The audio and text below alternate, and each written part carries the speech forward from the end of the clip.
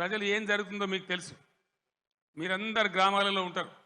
ఏం మాట్లాడతామంటే మేము ఎక్కువ ఇస్తాం, మీకు 6 సందమామలు పెడతాం, 7 సూర్యులు పెడతాం అని మాట్లాడింది. రైతు బంధు 15,000 వేస్తాం, కళ్యాణ లక్ష్మికి తులం బంగారం కల్పిస్తాం.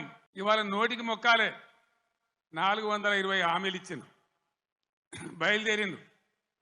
ఇవాళ ఏం మాట్లాడుతుండ్రు?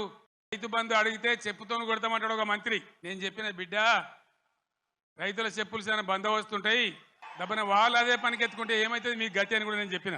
ఇప్పుడు ఇన్న ముఖ్యమంత్రి ఆయనను 6 గ్యారెంటీలు ఇవ్వయా, కరెంట్ ఎందుకు మాయమైందా, నీళ్ళు ఎందుకు మాయమవుతున్నాయని అడిగితే ఆయన నేను పండబెట్టి తొక్కుతా, పేగులు మెడలేసుకుంటా, పెండ ముఖానికి రాసుకుంటా, తీరుతా, సంపుతా, మానవ బాంబునైతా, మట్టి బాంబునైతా అని మాట్లాడతాడు.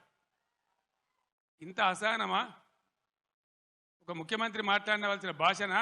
ఆంధ్ర వాళ్ళు మోసం చేసిపోయినారు, డబ్బులు లేవు, ఖజానా ఖాళీ అని నా నోట్ల నుంచి ఎప్పుడన్నా మీరు విన్నారా? లంకె బిందెల కోసం వచ్చినామని అన్ననా? ఎవడన్నా ముఖ్యమంత్రి లంకె బిందెలని మాట్లాడొచ్చునా? నీకు ఏ పరిస్థితి దొరికిందో ఆ పరిస్థితి మీద ముందటికి ఒక మార్గం వేసుకొని ఎట్లా దాన్ని చక్కగా చేయాలో చేయాలి.